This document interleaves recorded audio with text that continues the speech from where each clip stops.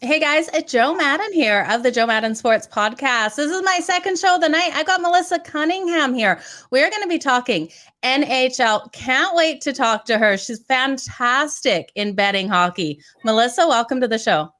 Thank you, Joe, and thank you so much for the kind words. Okay, before I forget, where can everyone find you on socials? Yeah, so I am actually just on Twitter. So my tag is mcunningham33, and I post daily NHL plays. Every play that I post, I personally have a bet on as well. I always recap at the end of the night, and I have like a best bet that I run with on there as well. So lots of fun things I do. Absolutely. You're completely transparent over there on Twitter. I absolutely love it. I see what you're doing. You're lighting up the ice. How did you get into sports betting and hockey? Yeah, so I live in Illinois, and probably about 2 years ago, right during COVID, the sports betting became legal from a mobile standpoint. So I would go to Vegas probably 4 or 5 times a year for major sporting events, including like NHL playoffs or March Madness, and just go with my dad. And we would just sit at the sports book all day and bet. So the fact that I could finally do it legally on my phone, I said, okay, I'm going to actually see if I'm good at this or not. I watch a lot of hockey, so my betting style has to do with that. I look at numbers and see kind of what teams are going against what trends. And then that's kind of how my betting started. And then I was like, you know what? I'm just going to start posting my plays.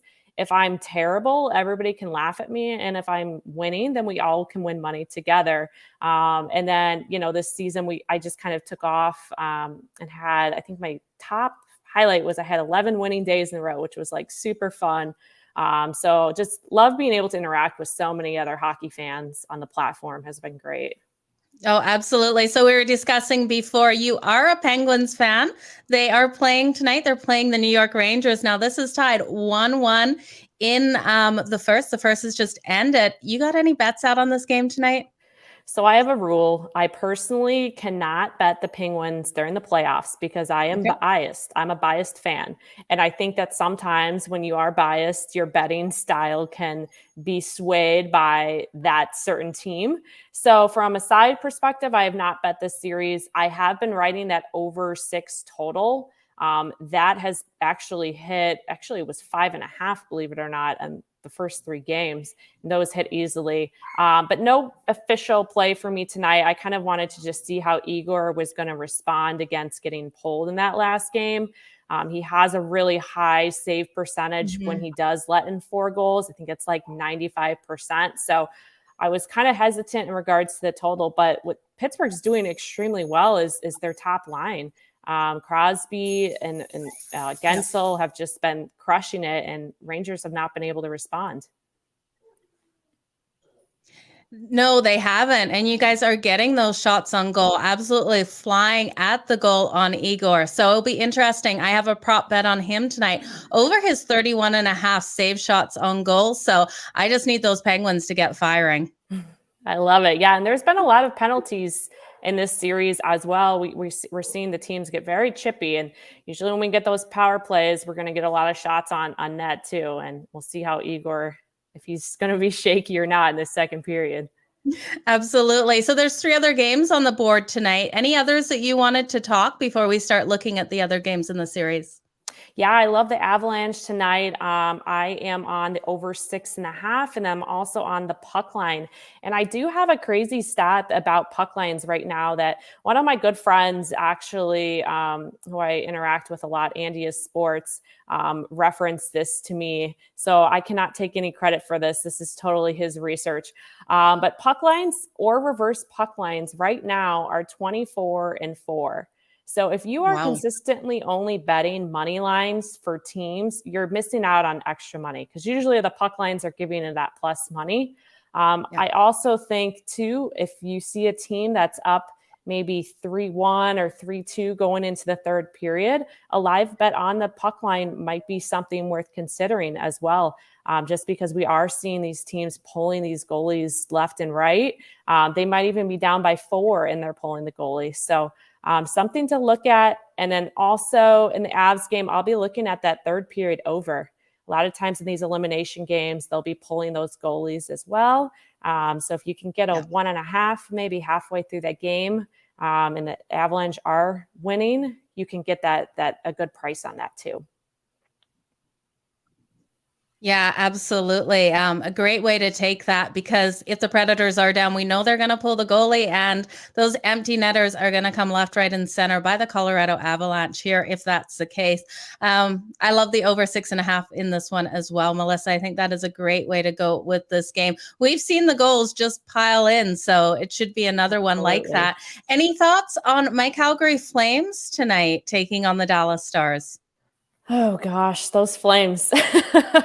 I actually took them to win the series, and I actually had them winning the next round as well. But the problem is they can't get anything going offensively. Like Johnny Gaudreau, he hasn't been able to do anything. And from a team that has been so dominant in the regular season with averaging, over 3.5 goals per game, the fact that they've been held to 3 goals in 3 games is the reason why the Stars have been dominating that series.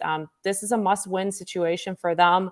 If they lose tonight, I don't see them winning Game 4. I think that sometimes when you run into these defensive-style teams that are shutting you down offensively, it's really going to ruin your confidence. Like Tkachuk, I think, is really starting to lose it. He's been in the penalty box. He's been fighting. He needs to step up tonight. From a betting standpoint, I personally just stayed off that game. Like I said, I do have the Flames. I took them to win the series, so it's kind of one of those situations where I just am laying off of it as well. But props to the Stars. I'll give them that. They've held their ground. That's for sure. Yeah, absolutely. Jake Ortinga in there has stood on his head for the Stars and is playing absolutely incredible. So it'll be an interesting night. I'm looking for more defense out of the Flames tonight.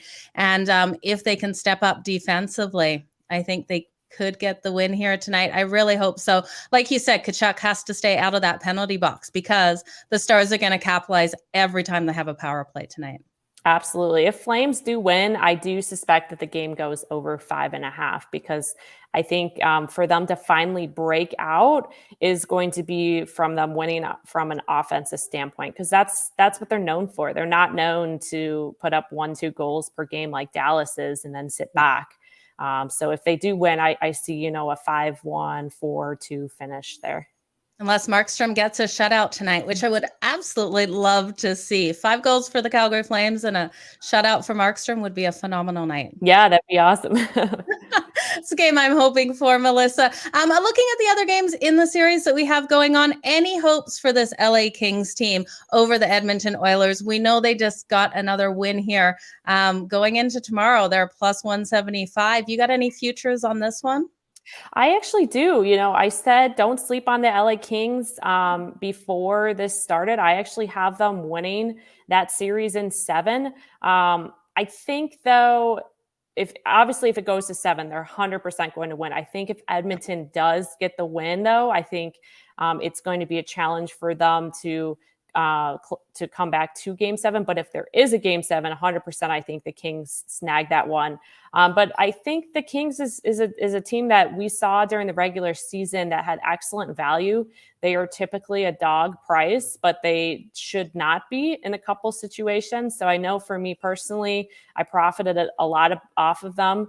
And I plan to kind of do the same in the playoffs as well there by taking them to win this series. So big game in Edmonton. Oilers have been extremely strong at home, so we'll see how that one rolls. But that one doesn't surprise me, because the Kings and Quick has been so dominant in that too, with the playoff experience. Yeah, absolutely. I'm with you on that. I love Jonathan Quick and everything he's doing. I love the defense of the LA Kings, and we can't trust the defense of the Edmonton Oilers or the goaltending with Mike Smith. They have stepped up in a couple of games, but I don't trust it. Any other thoughts on, let's say, the Minnesota Wild, St. Louis Blues? Do you have any futures on this one? I took the Blues. This has been a series that I have been on the wrong side every single time. Like I'll take the over and it will go under, or I'll take the Blues and it'll be the Wild winning. I do think we get to 7 there. That one is just, I'm surprised that we have not seen overtime actually in that matchup, just I am especially too, actually. with 2 out of the 3 preseason going into overtime. But yeah, Wild's biggest factor has been Marc-Andre Fleury. I think his playoff experience has really shined. And obviously the Blues struggling with not having many defensemen that were injured. But I think Letty will be back for Game 5 in Minnesota, so that should help them. But as far as a side, I have a Blues ticket, so I'll kind of ride with that. Absolutely. Are you surprised at how strong and dominant offensively the Blues became this year over years past? I think for the Blues, they struggled with injuries last year, and that was their main problem when they got into the playoffs and got swept by the Avalanche.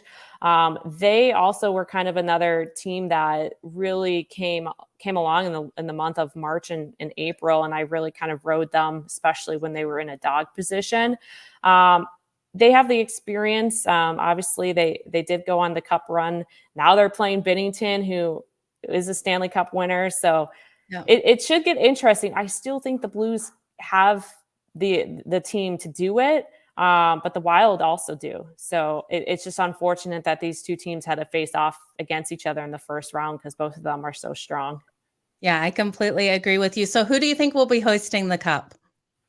Avalanche. Okay. Yep. Okay. Yep. So then the Avalanche are going to beat the Calgary Flames in the next round. That's what you're telling me here. If the Flames make it, yes. Yep. Okay. I have lots of faith in Melissa. I think they're definitely going to make it through.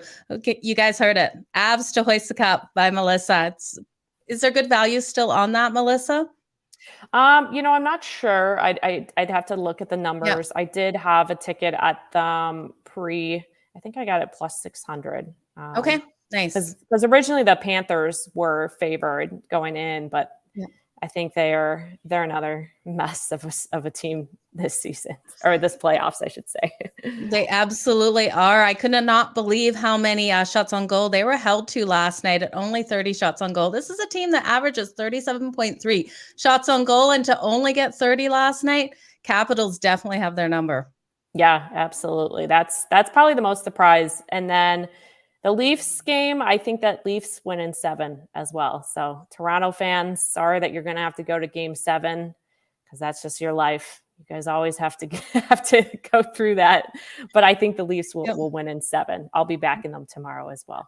Well, if fans can just hear that their Leafs will get through, I think that is a positive because we all know the Leafs have struggled in playoffs to get past the Lightning here. Definitely would be a good thing. But Melissa, where can everyone find you on Twitter? Your handle is again? Yeah, so Cunningham 33. Again, look for daily picks from me. We're in it together. We win together. We lose together. And we'll be grinding out those future tickets. Awesome. I love it. Well, you guys make sure you go follow Melissa over on Twitter. Her handle is also scrolling in the banner below. But you guys, I will be back later tonight with David Behrman, the deputy sports editor over at ESPN. So make sure you stay tuned. Melissa, thank you so much for being here. I appreciate your knowledge and insight in the NHL. Thank you so much for having me. Appreciate it. And best of luck.